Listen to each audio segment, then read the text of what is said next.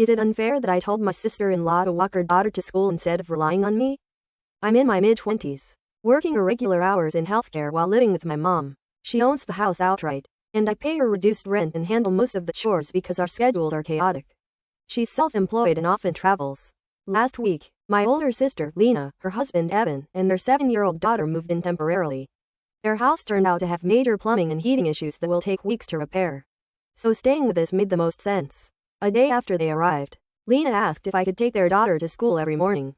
The school is a short walk from our mom's house. 15 minutes, flat sidewalks, crosswalks, everything. But Lena and Evan normally rely on a neighbor for drop-offs.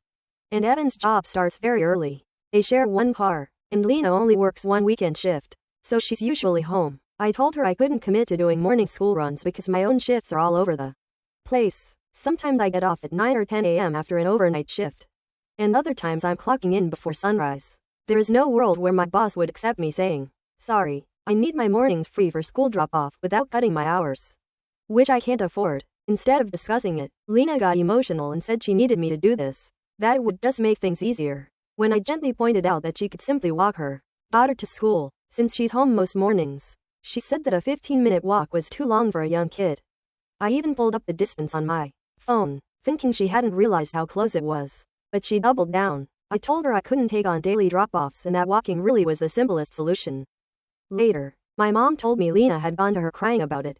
Mom said it would be a kind thing for me to help.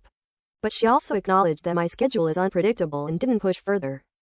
Now Evan is calling me selfish, insisting it's a small ask since their old neighbor could do it. But their old neighbor also didn't work rotating shifts and wasn't coming off 10-hour nights.